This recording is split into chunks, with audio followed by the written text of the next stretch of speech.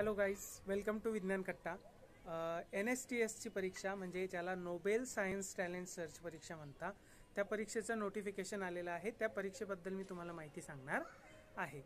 तुम्हाला इस्रोला भेट द्यायची आहे, तुम्हाला IIM IIT सारख्या प्रख्यात संस्थांना भेट द्यायची आहे। जर भेट द्यायची असेल तर हा व्हिडिओ शेवटपर्यंत बघा आणि मी ज्या परीक्षेबद्दल माहिती सांगतोय ती परीक्षा पण तुम्ही द्या। आता ही जी परीक्षा आहे नोबेल सायन्स टॅलेंट सर्च परीक्षा याला म्हणतात। ही परीक्षा जळगावच्या नोबेल फाउंडेशन कडून घेतली जाते, दरवर्षी घेतली जाते। कुणासाठी घेतली जाते तर ही परीक्षा 3 वेगवेगळ्या गटांमध्ये घेतली जाते। पहिला गट आहे गट अ, तो असतो इयत्ता 5वी ते इयत्ता 7वी पर्यंतच्या विद्यार्थ्यांसाठी। दुसरा गट असतो तो गट ब, इयत्ता 8वी ते इयत्ता 10वी पर्यंतच्या विद्यार्थ्यांसाठी। आणि तिसरा गट असतो तो गट क, इयत्ता 11वी 12वी आणि डिप्लोमाच्या विद्यार्थ्यांसाठी। आता यामध्ये काय असतं तर विज्ञानाचा आणि गणिताचा अभ्यास तुमच्या इयत्तेचा, म्हणजे तुम्ही 5वी मध्ये असाल, 6वी मध्ये असाल, 7वी मध्ये असाल तर 5वी 6वी आणि 7वी या विषयांच्या गणित आणि विज्ञानाचा अभ्यासक्रम तुम्हाला या परीक्षेसाठी असतो। तुम्ही 8वी 9वी 10वी मध्ये असाल तर 8वीचा 9वीचा आणि 10वीचा विज्ञानाचा आणि गणिताचा अभ्यास तुम्हाला असतो। जर तुम्ही 11वी 12वीला असाल किंवा डिप्लोमाला असाल तर 11वी आणि 12वीचा अभ्यास तुम्हाला याच्यामध्ये असतो।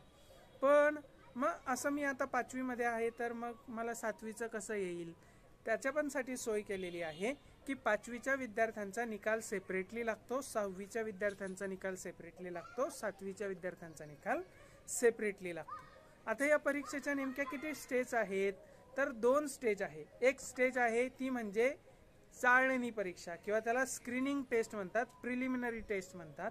ती प्रिलिमिनरी किंवा स्क्रीनिंग टेस्ट असते। त्याच्यानंतर ती मल्टिपल चॉईस स्वरूपाची असते, ऑनलाईन असते। त्याच्यानंतरची जी परीक्षा असते ती ऑफलाईन असते आणि ती लेखी स्वरूपामध्ये होते। त्याच्यानंतर त्याच दिवशी तुमचा इंटरव्ह्यू सुद्धा होत असतो। आणि या दोन्ही परीक्षांमध्ये पास झालेले जे पहिले 50 ते 55 विद्यार्थी असतात, त्या पहिल्या 50 ते 55 विद्यार्थ्यांना दरवर्षी इस्रो, IIT किंवा IIM यासारख्या संस्थांना भेट देण्यासाठी नेलं जातं। त्याच्यानंतर उरलेले जे विद्यार्थी जे पहिली परीक्षा पास होतात, दुसऱ्या परीक्षेला येतात, त्यांच्यासाठी म्हणून या परीक्षेमध्ये काही विज्ञानाची पुस्तकं, काही प्रयोगांची पुस्तकं, काही शास्त्रज्ञांची माहिती असलेली पुस्तकं, अशी पुस्तकं सुद्धा भेट दिली जातात। आणि ज्या परीक्षांना बसलेले विद्यार्थी असतात त्या सर्वांना प्रमाणपत्र मिळतं, सर्टिफिकेट मिळतं। तर असं बरंच काही या परीक्षेमध्ये असतं। या परीक्षेचं नोटिफिकेशन आलेलं आहे, 2 ऑक्टोबर रोजी नोटिफिकेशन आलेलं आहे आणि पुढच्या वर्षी 7 ऑगस्टला ही परीक्षा होणार आहे। तुमच्याकडे जवळपास 10-11 महिन्यांचा काळ आहे आणि त्याच्यामध्ये या परीक्षेचा अभ्यास होतो।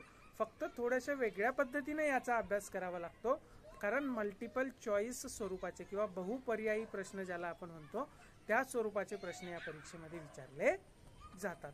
त्याच्यामुळे या परीक्षेचा अभ्यास करण्यासाठी सुद्धा आपण जे विज्ञान कट्टा आहे त्या विज्ञान कट्टा मार्फत एक बेसिक्स ऑफ सायन्स नावाचा कोर्स घेतला जातो। तुम्हाला पुढच्या व्हिडिओमध्ये बेसिक्स ऑफ सायन्स नावाच्या कोर्सबद्दल मी माहिती सांगेल। त्यासाठी आपलं जे विज्ञान कट्टाचं यूट्यूब चॅनल आहे त्याला आधी सबस्क्राईब करा, या व्हिडिओला लाईक करा आणि शेअर करा। थँक्यू।